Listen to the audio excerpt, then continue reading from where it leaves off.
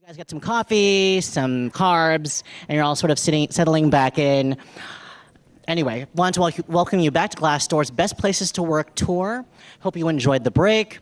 To lead our next session, I want to welcome to the stage Jeff Thomas, Vice President and Head of Western Listings for NASDAQ. Let's please welcome Jeff to the stage.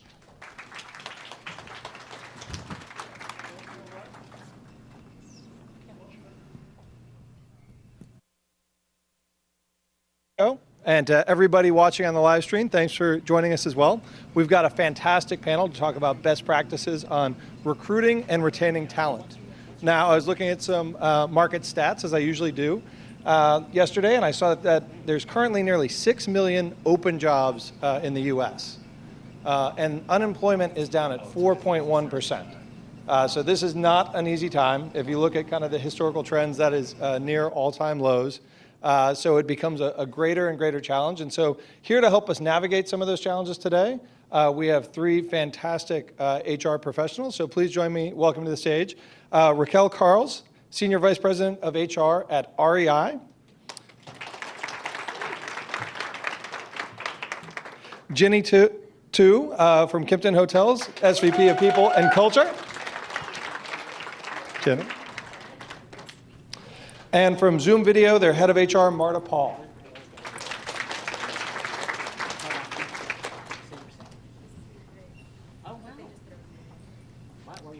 Awesome. Well, first, a reminder to everybody who's watching on the live stream and in the audience, if you do want to tweet out any of your thoughts from the panel with the world, use the hashtag GDTour and share your thoughts from this fantastic panel.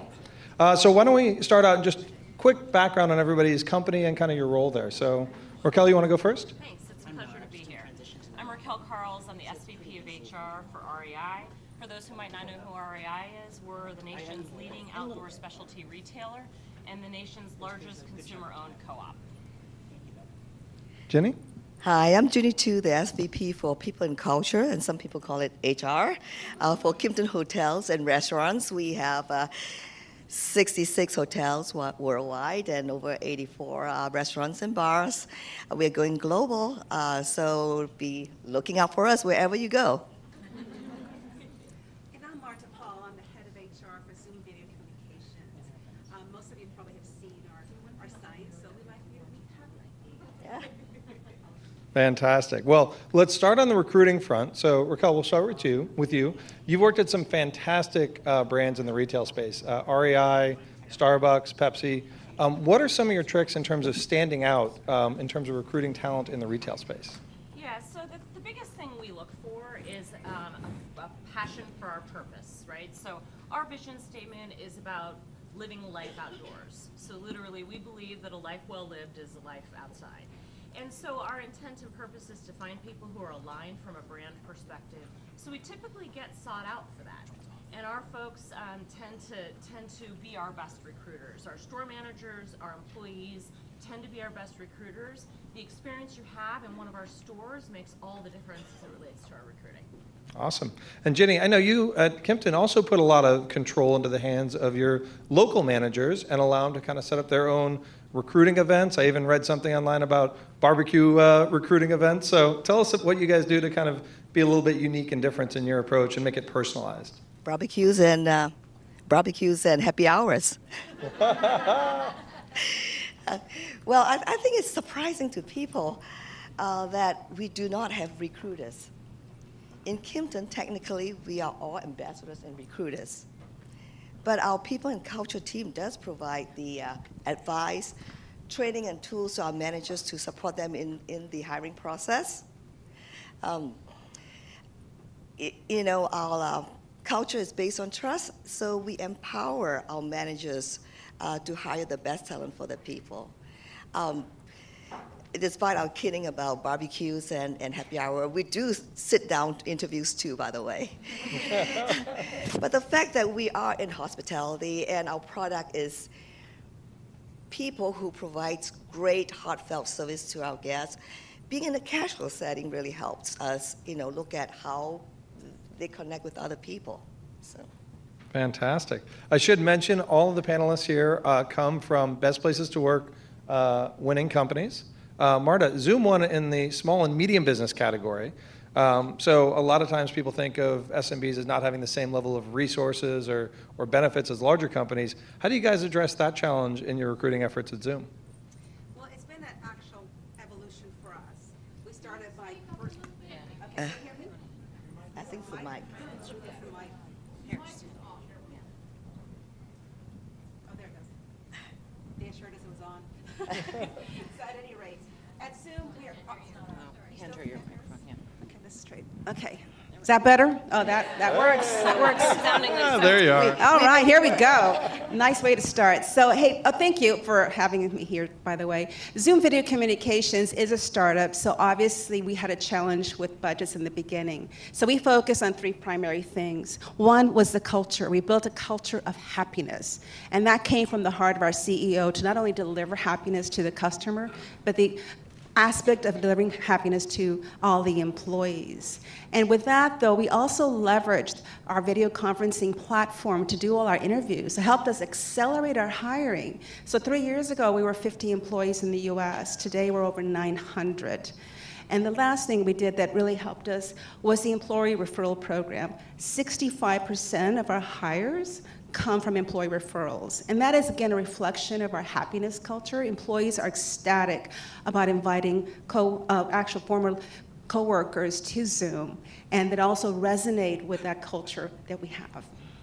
Fantastic. Now, a couple questions for the whole group. So at NASDAQ, we always think of markets in terms of supply and demand.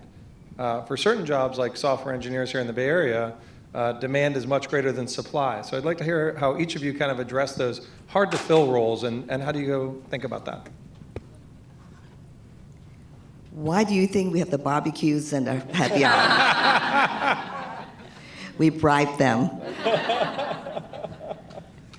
Well, you know, in seriousness, we have properties in 35 cities, and from New York to San Francisco. So there's really no one-size-fits-all. However, you know, we know that our candidates seek out companies with shared values, and Kimpton has historically been very involved in the community and nonprofit agencies. So what we're doing is to connect and engage with local agencies, nonprofits, which specializes in job training and placement, so we could get in front of the candidates well early in their career. Great. And Marta, how important are those referrals you talked about in some of those hard-to-fill roles?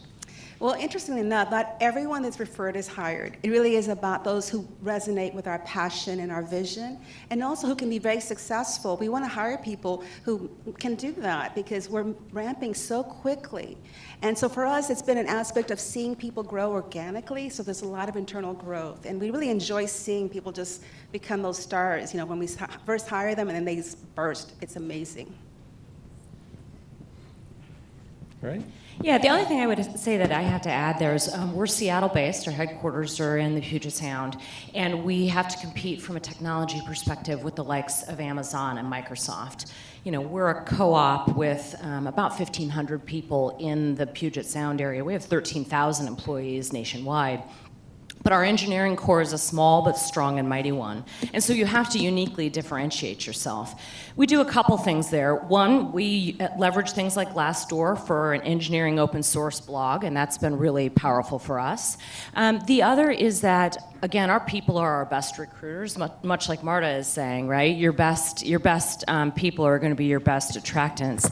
The difference we can make, though, is you're not a small cog in a big machine at REI. You can see and feel the difference of the work that you do every day because of our size and because of our unique structure, as well as the way and the work that we are doing. So people see the impact they make. We try to showcase that in the recruiting process, and it's part of our engagement strategy as well.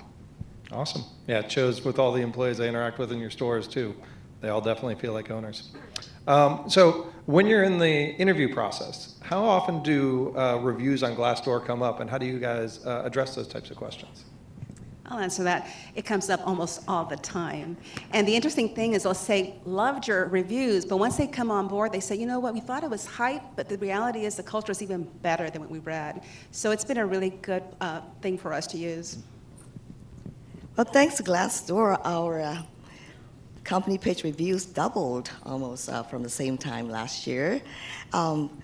Most often, the positive reviews come out during interviews. And it's a good way to see what's important to the candidate.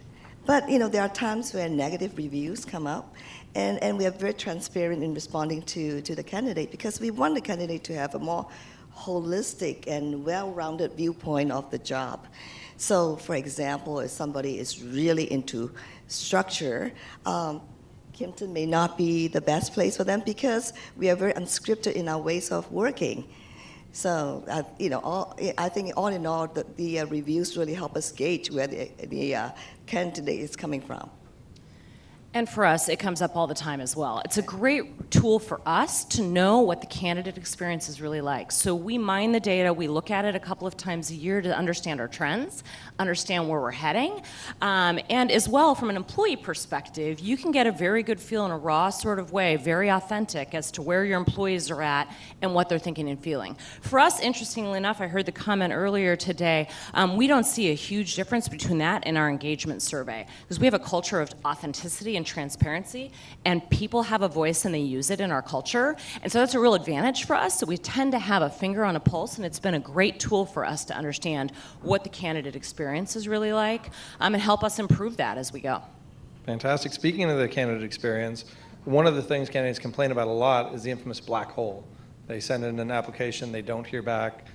So what do you do to kind of address that and make sure that no candidates fall through the cracks?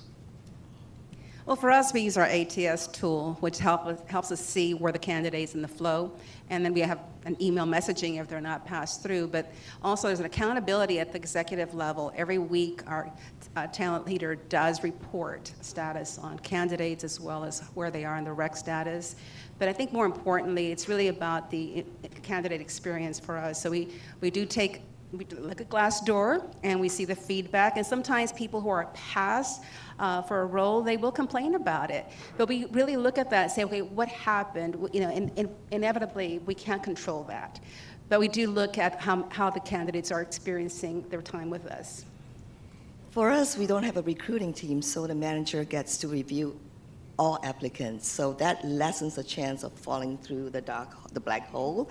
But to be honest, I think with the volume, turnaround time is always a challenge, and it's something that we acknowledge and we keep working hard on it. Ditto.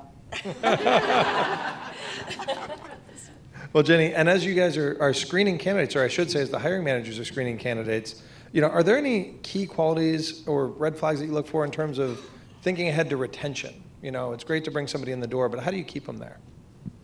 Well, I think it all starts with recruitment and selection, right? And in Kimpton, the people who are successful, whom we look for are those who are authentic, because our product is people who are authentically taking care of the guests with heartfelt service, and people who are really into self-leadership and empowerment. They love it when they're not told the house, but just the what's, and they go decide on the house. And we look for people who really want what they do count and to make that connection. So what we do is we gauge those qualities by asking not the what's, but the hows. Makes sense. So for us, it also starts very much at hire, and we are also a place that's heavy in authenticity and making sure we're getting people who have a genuine love for the outdoors. Our entire goal and mission is to help our customers choose a life outside. And we believe it's a path to happiness, right? And so the happiness quotient is an important one for us as well. And so from an engagement and retention perspective, we have a high likability factor as it relates to our employees. You probably, for those of you who've been into one of our stores, hopefully had a good experience. But what you see is real. It's very genuine. Quick side story. I was about 6 weeks with the co-op. This is a couple years ago. 6 weeks with the co-op or so, and I was going out with one of our VP of stores, and she and I were having a conversation as we were loading onto the plane, and I looked at her and I said, am I allowed to swear here? I said to her, Of course you are. I said to her, we really don't need the no asshole rule, do we? And she said, well, what's that? She's been with co-op for 20 years, right? And I said, it's a book, don't hire them, don't tolerate, don't promote them, just don't have them. She looked at me, she said, oh, yeah, we hired one once like 4 years ago. It did not work out well. And honestly, that story for me sort of sums up who we are. The system tends to weed that out if you accidentally make the wrong hire. At store level, at headquarters, at all levels through the organization. That's awesome. Marta, when I look at the reviews for Zoom on Glassdoor, the employees rave about a lot of the perks that you guys offer, the free lunches and some of the opportunities for advancement. So when you're kind of sitting down with the management team and thinking about the benefits you want to offer to retain your employees, how do you guys prioritize? We'll start with our values. First, we care about our community, we care about our company, we care about each employee, we care about ourselves, and we care about our customers. And so a lot of those values of caring, we actually have been responsive to employee feedback. And of course, our CEO the employees are family.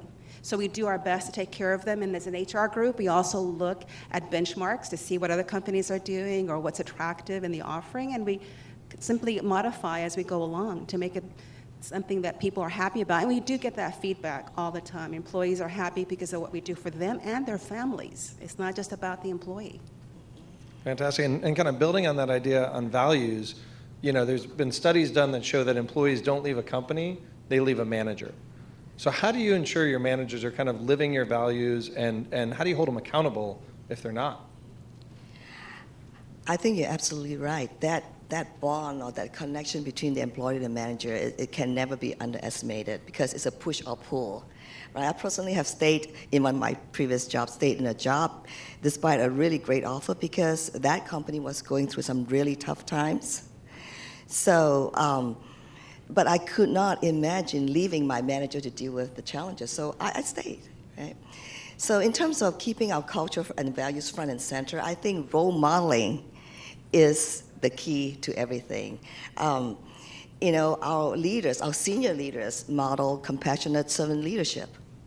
Because we believe that if we don't love our employees and our people, how do we expect them to love our guests, right? There are also other things we do because we track our performance on how we deal with our people through our yearly engagement opinion survey, employee engagement survey. We also require that leadership, take part in classes for culture and leadership, and they in turn teach those classes too. Being on listings like Best Places to Work give us a gauge on how we're doing.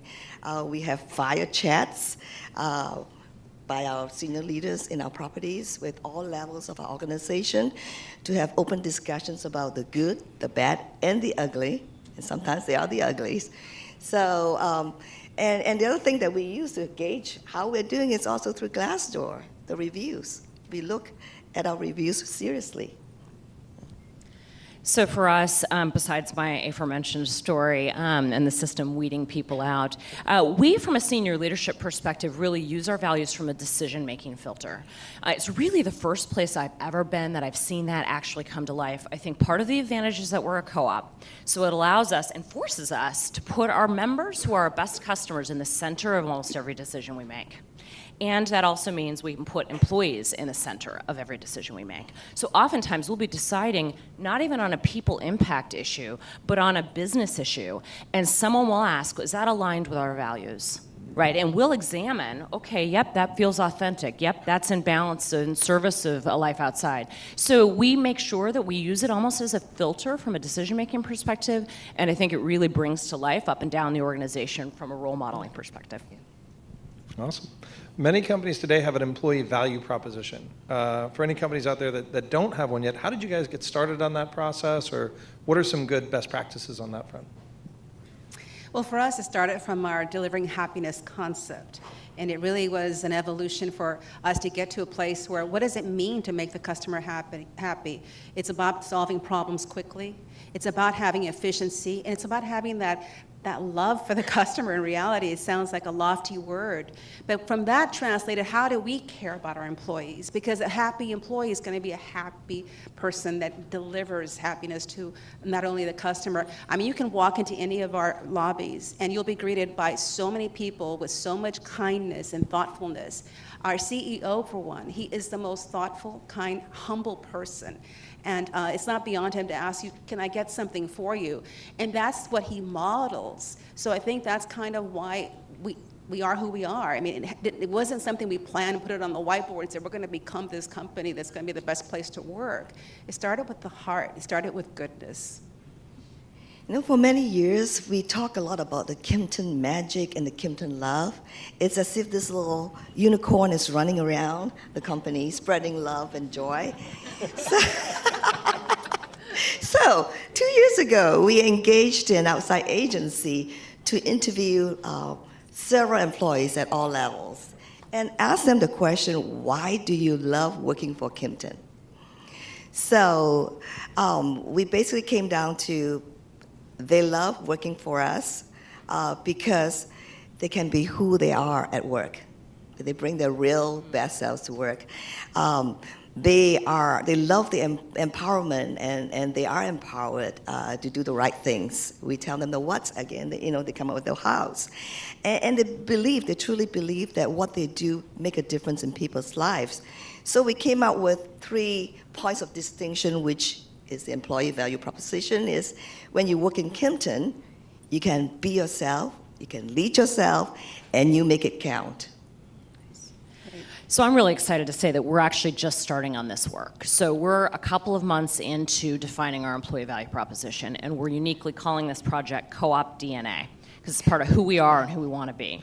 And so we're pretty excited about this work. We're taking sort of a brand lab approach. We're actually working on it ourselves instead of using an outside partner. And that is because it's for us, by us. And how I've articulated this work internally, we are in retail, and in specialty retail, even unique, we're under fire. For anyone who's a retailer, you understand the competitive landscape right now. And so we want to make sure our strategy in service to a longevity for the co-op is very much serviced by our culture. And so we're describing this work as the best of where we've been, the best of who we are, and the best of what we need to be. And so we're trying to articulate those things. So we're pulling through those things that made us who we are and the wonder of working at REI. And then what do we need to be in service to delivering that business strategy? So we're literally 3 months into the work. I'm super psyched about it. We're really excited and hope to roll it out later this year. So we're on a plan and a mission to get that done. Awesome. You guys have all talked a little bit about how you use Glassdoor data and reviews in the recruiting and retention process. Who at your companies actually manages your Glassdoor page? So for us, our recruiting team, we have a program manager on our recruiting team who dissects the data, takes a look at it, mines it for information, leverages Facebook, Twitter, and the widgets there to make sure we're telling stories that are unique on the Glassdoor page. So we get data from it, but it's also used as a recruiting channel. So as I mentioned before, we use it for the engineering open space blog, and then as well, just telling stories about women in leadership in the outdoors. So we use it to make sure we craft the stories that are authentic and really happening within the co-op for our candidates. Well, for us, Glassdoor is crowdsourced by our employees. So we don't have an actual paid subscription, but it has worked much to our value because we do look at the data, we do look at the feedback, and there's always, as I talked about earlier, there's a theme always. So it keeps us in check, and I think from a recruiting standpoint, it helps us again to just tweak our processes if things kind of go awry. But overall, on the employee engagement side, that's working for us, and we're very pleased. For us, we are all guardians of Glassdoor. Our CEO reads it. He walks over to my office when he sees something we shouldn't be looking at. And one of those is like, I wish I was not that close to you. And really, our PNC team with the leaders in the properties do that. And we have a home office team, people and culture team that also oversees it. But really, at the end of the day, we all own that in Kimpton. Awesome. Well, we've just got a few minutes left, so now it's time for the lightning round. So I'm going to ask a series of questions. If you guys will go right down the row. Do we win something? I'm just kidding. Maybe. It's just a joy to be here. Depends how good your answers are. All right. A free stay at Kimpton, maybe. We got lots of puffy vests for you. Yes. All right. What's the biggest mistake a recruiter can make? Not staying current, right? I feel like what worked yesterday does not work today and most certainly will not work tomorrow from a technology perspective. To be engaging so much in technology and automation that we forget the human touch. I think the key for us is, again, the candidate experience. If you lose touch, we call it a white glove approach. Yeah. If we lose that, then we're going to lose the opportunity with a candidate that we want to hire. Awesome. Complete this sentence. The best thing about being a best place to work is? It's a true reflection of the co-op and its employees. Feels good is to feel good that we are so well loved by employees, and when there's such a strong bond and connection, magic happens. And for us, it validates our goal to create happiness, because it's not just about the employees being happy, but our customers. Yeah. Now, a lot of people here and watching on the live stream, they aspire to be a best place to work. So what's one surprising thing that you found along your journey to becoming that? It's core to who we are. When we were founded back in the Great Depression, so we're 80 years old. As a co-op, Lloyd and Mary Anderson, our co-founders, wanted it to be a place where people could come and make a living, but basically use everything they earn to go climb mountains. So for us, it's authentic and who we are, and very much part of our journey in pursuing a life outside. Everything we do comes from a place of trust. And we believe that with trust and compassion, that provides a fuel for really high performance. And for us, really, it came from our CEO's heart. When he left Cisco, which he built WebEx, he wanted to build something that the customers would really enjoy and have a great experience with as far as quality. And in that process, he realized, you know what, employees are that quality, are that passion. So for us, it's just been a surprise to see where we're at today, because we didn't endeavor to become a best place. We just wanted to create a great product and a great experience for our customers.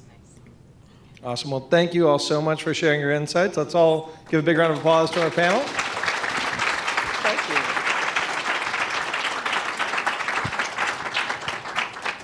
And remember, if you heard anything today that you liked, share it with the world on social media using the hashtag GDTour. Thanks again to our panel.